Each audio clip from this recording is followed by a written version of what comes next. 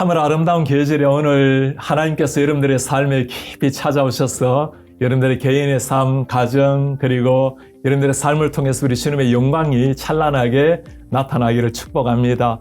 너무나 귀한 목사님 한 분을 모시게 되었습니다. 이 시대에 모두가 다 주님 앞에 귀하게 쓰임을 받지만 참 하나님이 사랑하시고 하나님을 진실로 사랑하시는 분, 예수님 안에서 내가 죽고 예수님이 나타나는 삶, 예수 동행, 이런 말씀 떠올리면 벌써 여러분들 머릿속에 딱 떠오르는 이름이 있으시죠. 우리 유기성 목사님 오늘 모시게 되었습니다. 귀한 목사님과 함께 우리 신앙생활 또 우리 목사님의 삶에 대해 좀 나누도록 하겠습니다. 목사님 오늘 이렇게 만나게 돼서 너무나 영광스럽고 고맙습니다. 반갑습니다. 감사합니다. 목사님, 많은 분이 목사님의 삶을 너무나 잘 알고 계시지만 그래도 목사님 소개 한번 해주시겠습니까? 저는 감리교 목사고요. 네. 네, 아버님도 감리교 목사님이셨고 할아버님도 감리교 목사님이셨고 서울에 있는 선한목자교회에 담임을 하다가 이제 65세 나이에 자원은퇴를 하고 네. 이제는 예수동행운동을 네. 위해서 한국 전역에 그리고 전 세계에 다니면서 사역을 시작을 했습니다. 네. 목사님, 65세 은퇴는 굉장히 좀 아쉬운데, 그래도 이렇게 건강하신데, 그래도 오히려 이전보다도 더 활발하게, 선한목자교회에서는 좀 아쉬울지 모르지만, 전 세계 열방의 성도들은 너무나 행복합니다. 그러니 저희도 오늘 이렇게 목사 만나게 되는데, 네. 목사님 은퇴하시고 나니까 기분이 어떠세요? 저에게 늘 그렇게 물으시는 분들이 네. 계신데 두 가지 질문이신 것 같아요. 하나는 너무 아쉽지 않겠냐. 네. 또 하나는 또 너무 시원하시겠다. 네. 자유로우시겠다. 네. 근데 두 가지 다 있습니다. 그래서 듣고 싶어 하시는 질문의 의도에 따라서 대답을 해드려요. 네. 네. 한쪽으로는 현직 담임 목사직에서 내려놓은 거에 좀 아쉬운 마음도 있긴 한데 또 한편으로는 하나님께서 허락하시는 정말 믿음의 놀라운 이제 새로운 삶을 시작하는 네. 그런 감격이 있습니다. 네. 그래서 그냥 하나로 묶어서 번지 점프대에서 이렇게 뛰어내린 사람의 심정이라고 표현을 해요. 왜냐하면 누구도 그 상황을 정확하게 말로 설명할 수가 없는 일인 것 같아요. 실제로 뛰어내려 본 사람만 네. 그 두 가지 느낌이 다 있습니다. 하나는 두려움도 있고 하나는 너무나 놀라운 네, 자유로움, 네. 하늘을 나는 자유로움이 네. 있는 거죠. 네. 그런 느낌입니다. 지금 목사님이 보여주신 모습은 그 감격입니다. 네. 너무 감사드리고 네. 목사님, 예수 동행 운동 목사님 말씀을 하셨는데 우리 예수 동행 운동에 대해서 목사님 조금 소개해 주시겠습니까? 저는 어릴 때부터 네. 교회에서 자랐고 늘 교인들 가운데 자랐고 그러면서 제가 목사가 되어야 된다는 일이 굉장히 사실 싫었어요. 교회 안에서 좀 벗어나고 싶은 마음이 많이 네. 있었습니다. 네. 이유는 저희 어머님이 제가 신학교 다닐 때 돌아가셨어요. 목회자의 아내가 되는 일이 그만큼 힘들었다는 뜻이고 아버님 목회가 굉장히 어려웠어요. 네. 6.25 이후에 한국 교회가 굉장히 참 어려웠죠. 그렇죠. 교회 현실도 그랬습니다. 네. 근데 제가 깨닫게 된 것이 왜 이렇게 교회 안의 삶이 힘들까? 그것은 우리가 예수님을 믿지만 실제로 예수님이 우리와 함께 계시고 그 예수님과 동행하는 눈이 열리지 않았기 때문이라는 사실을 알게 되었어요. 가장 먼저는 저 자신이죠. 네. 저 자신이 예수님을 그동안 어려서부터 믿었지만 실제로 예수님을 인격적으로 알고 주님과 동행하지 못했었다가 주님을 만나는 눈이 열리고 난 다음에 모든 게 달라졌어요. 그래서 이 일은 저만 누리라고 주신 은혜가 아니라는 걸 깨닫게 네. 되었고 네. 그래서 선한목자교회 안에 성도들에게 끊임없이 그 일에 대해서 가르치고 도전하고 훈련했습니다. 그리고 정말 놀라운 변화들을 경험하는 것을 보았어요. 네, 네. 그래서 하나님께서 이제는 한 교회를 섬기는 일은 이제 마무리를 짓고 그리고 많은 교회, 갈망하는 많은 성도들에게 가서 예수님과 실제로 인격적으로 만나고 동행하는 일. 네. 예수님이 말씀하신 그대로 우리는 주님 안에 주님이 우리 안에 계시는 삶이 가능하다는 사실을 네. 전하는 일이 저에게 소명이 된 거죠. 네. 그래서 그걸 이름을 붙여서 예수 동행 운동이라고 이름을 네. 붙인 겁니다. 와, 정말 이름에서부터 벌써 그 정신이 배어져 있고 예수 동행 운동, 이게 한문으로 끝나는 것이 아니라 지속적으로 무브먼트로 그리고 개인의 삶을 넘어서 이 모든 그리스도인에게 나타내야 될 현상들 너무 좋습니다. 목사님, 예수 동행 운동을 위해서 구체적으로 목사님께서 매일 가능하다면 주님과의 깊은 영적 교제를 글로 남기는 걸 또 강조하시는데 네. 그 일기에 대해서도 목사님 좀 소개해 주시겠습니까? 하나님의 모략이라는 책 속에 이 프랭크 루박 선교사가 저와 똑같이 하나님과 실제로 동행하고 싶은데 그걸 어떻게 하면 좋을까? 그러다가 그분이 일기를 쓰기로 결심을 하는 장면이 나옵니다. 1930년이에요.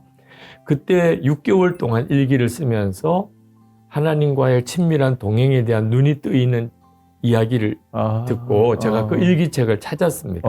그리고 일기책 읽어보았어요. 네. 정말 너무 놀라웠어요. 큰 도전이 되었습니다. 네. 그래서 제 아내와 함께 한 달 동안 먼저 일기만 쓰면서 주님을 바라보는 일을 해보았죠. 그리고 야, 주님이 저와 함께 계시다는 것이 믿어지는 은혜를 깨닫게 되고 그리고 그때부터 일기를 써보라고 권하기 시작을 한 겁니다. 목사님 먼저 해보시고 네. 그 다음에 권하시고 네. 하는 이민교회에 많은 성도님이 함께 동참했으면 하는 그런 바람인데 뭐든지 첫 시작이 또 어렵지 않습니까? 네. 어떤 식으로 시작을 합니까? 개인적으로 하면 됩니까? 아니면 좀 도움을 줄 수 있는 어떤 도움 줄 만한 것들이 있습니까? 저희들이 13년 동안 이 예수 동행 일기 사역을 하면서 하나님께서 굉장히 많은 경험을 하게 하셨는데 그 경험의 대부분은 다 실패와 좌절을 이제 극복하는 방안이었습니다. 실제로 성도들에게 일기를 써보라고 도전할 때만 해도 제 가슴이 뜨거웠지만 막상 교인들이 일기 쓰는 걸 굉장히 어렵게 생각을 하더라고요. 하나님께서 어떻게 성도들이 쉽게 그 일기를 쓰면서 주님과 동행하는 삶을 살 수 있는지에 대하여 저에게 도전하셔서 저희들이 휴대폰 앱을 하나 만들었어요. 네, 그래서 늘 가지고 다니는 휴대폰인데 늘 가지고 다니면서 매일매일의 삶을 메모 형태로 쓰고 그것을 저녁에 정리해서 쓰면 저녁에 일기 쓰는 부담이 훨씬 줄어들더라고요. 그리고 또 하나가 이 예수님과 동행하는 이 영성은 전에는 개인의 영성이라고 생각했어요. 주님과 동행하는 것은 각자가 알아서 하는 거라고. 근데 이게 공동체 영성이라는 걸 알게 되었어요. 그러니까 성도들이 공동체에서 함께 가지 않으면 개인적으로 주님과 동행하는 일은 늘 어렵게 마련이었어요. 그래서 혼자서 쓰라고 하지 않고 적어도 한 서너 명이라도 그렇게 주님과 동행하기를 원하는 분들이 모여서 나눔방 형태를 만들어서 일기를 서로 이렇게 같이 올려서 점검해드리고 서로 은혜 받고 격려하고 그런 기능을 가지는 공동체를 만들어 드렸더니 일기 쓰는 어려움을 정말 놀랍게 극복해 나가셨어요. 그래서 하나님께서 성령의 교통함이라고 하는 이 성령 사역에 굉장히 중요한 영역을 예수 동행 운동을 통하여 한국 교회에 새롭게 열어주신다는 사실을 깨닫게도 됐습니다. 목사님, 저희 교인 중에서도 매일 일기를 쓰시는 분이 계시는데, 그분께서는 연세가 참 많으십니다. 그리고 이 자판 두드리는 게 쉽지 않으신 일 아닙니까? 4시간이 걸린대요. 5시간이 걸리기도 하고. 그런데 저에게 참 귀한 말씀을 한마디 하셨습니다. 당신께서 그렇게 몇 시간이 걸려서 몇 줄 쓰지도 못하시는데, 서 두시면 거기에서 나눔방에서 많은 분이 댓글을 달으신답니다. 그게 자기에게는 너무나 이겨낼 수 있는 힘이고 또 쓸 수 있는 능력을 얻게 된다고. 거기 아까 말씀하신 공동체의 힘, 또 성령의 교통하심, 또 영어로도 우리 accountability라는 말을 쓰기도 하는데 서로가 함께 영적 동지가 되어서 같이 일어나게 만드는 것. 신앙생활은 우리가 하나님 앞에 개별적으로 해나가는 일을 하지만 그러나 우리가 지체가 있고 공동체가 있고 그게 실제로 이루어지고 있다는 게 너무너무 감사드리고 지금 목사님이 말씀하시는 그런 그룹은 한 교회 안에서뿐만 아니라 우리 앱상으로 다른 분들과도 가능한 거죠, 그죠? 기본적으로는 교회 안에 있는 성도들끼리 하시도록 권해드립니다. 그리고 이제 교회 안에서 함께 나눌 아직까지 교회 여건이 아니신 경우나 이런 분들은 다른 교우들과도 연합해서 예수 동행 사역 팀에서 만들어 드리기도 해요. 근데 가장 기본적으로는 이 일은 교회 공동체에 뿌리를 두어야 하는 네. 일이기 때문에 네. 교회 공동체 안에 그룹을 만들도록 권하죠. 네, 참 좋습니다. 목사님의 삶 자체가 늘 나는 죽고 예수는 살고 이 한마디, 사실 그 표현을 그리스도인이라면 대부분이 아마 알 텐데 그것이 우리의 머리로서 남아있거나 개인의 영역이 아니라 이것이 하나의 무브먼트가 되어서 한국 사회 그리고 우리 주님을 사랑하는 이민 우리 한인 사회 가운데 뿌리내리게 해주신 거 너무나 감사드리고요. 정말 그리스도의 푸른 계절이 이런 역사로 말미암아 우리 한민족을 새롭게 일어나기를 좀 기대하고, 목사님 조금 다른 주제 제가 네. 하나 좀 여쭈겠습니다. 이번에 로잔 무브먼트, 로잔 운동이 이제 한국에서 2024년도에 시작이 될 텐데 우리 목사님 그 로잔 운동에 대해서 좀 한번 소개해 주시겠습니까? 중요한 또 위원장 일을 맡고 계시는데 한번 알려주시겠습니까? 꼭 나누고 싶은 주제이기도 합니다. 제가 미국에 오게 된 중요한 동기이기도 하고요. 네. 미국에 있는 우리 한인 디아스포라 교회의 기도와 협력이 네. 너무 필요한 일이기도 네. 합니다. 세계 복음주의권의 가장 사실 강력한 선교 운동이 이 로잔 운동이죠. 네. 성경적인 어떤 확신에 대한 이 흔들리게 될 때, 그리고 이제 회심 전도라고 하는 것에 대한 중요함도 또 이게 위기를 맞아 들 때, 선교에 네. 있어서 꼭 회심을 시켜야 되냐 하는 문제조차도 이제 의심이 네. 생겼을 때, 예수 그리스도의 유일한 구주 되심에 대한 것도 그 원칙에 대해서 좀 흔들리는 그렇죠. 문제가 오게 될 때, 네. 그럴 때 사실 아니다, 다시 한번 더 근본적으로 성경 중심이고 예수 그리스도의 유일한 구주이시고 회심 전도가 너무나 중요하고, 네. 그러면서도 사회에 대한 책임을 교회가 잊지 않아야 된다는 사실을 함께 어우르는 그런 운동이 사실 로잔 운동입니다. 네, 네. 빌리그리암 목사님과 존 네, 스타트 네. 두 사람이 전 세계에 그와 같이 사역하는 많은 선교사님과 목회자가 있다는 사실을 알고 그들을 서로 연결시켜주는 일을 시작을 한 거죠. 그게 이제 50년이 되었고, 이 중요한 때에 4차 로잔 대회를 이제 열기로 생각하고 한국에서 그 일을 맡아주길 요청해 왔어요. 네, 네. 한국 교회가 이 일에 대해서 하나님의 뜻이 한국 교회를 향한 뜻도 있다는 사실을 알고 그 일을 우리가 섬기기로 하고, 네. 그동안의 로잔 대회와는 조금 별개로 네. 로잔 대회에 필요한 모든 외적인 그 섬김은 한국 교회가 책임을 지기로 했습니다. 뭐 대회 장소나 또는 숙소나 어떤 교통, 뭐 방송, 식사, 이런 모든 것들은, 네. 대회를 위하여 필요한 모든 것들은 한국 교회가 책임지기로 예. 하고, 또 하나가 이번에 50주년을 맞이할 때 하나님의 계획이 선교의 중심축이 단지 서구 중심에서부터 이제는 전 세계로 확산되었음을 우리에게 도전하셔서 일본과 중국과 뭐 대만 그리고 인도까지 전 아시아가 공동 호스트를 하기로 그렇게 결정을 하고 로잔 대회를 시작하게 됐습니다. 와, 목사님 정말 기독교라는 이름이 주는 인상 중에 하나가 약간 개교의주의 또는 교단별로 따로 이렇게 좀 분리되어 있는 이런 느낌이 굉장히 강한데, 그 하나님 말씀 앞에서 예수 그리스도의 유일신 앞에서 많은 사람이 보수적인 신앙을 가진 사람들이 하나의 운동을 통해서 하나님 앞에 나아가고 이 복음을 확산시키고 특별히 대사회적인 책임을 다한다. 그런 말씀이 너무나 귀하게 다가오고, 이 시대에 우리 한국 교회에서 이 역할을 감당한다는 게 너무 정말 자랑스럽고 고마운 일입니다. 저도 이번 로잔 무브먼트를 통해서 우리 한국 사회뿐만 아니라 이 거룩한 복음이 또 십자가의 그 올바른 신학이 전 세계 우리 열방 가운데 교회마다 펼쳤으면 참 좋겠다, 그런 생각이 듭니다.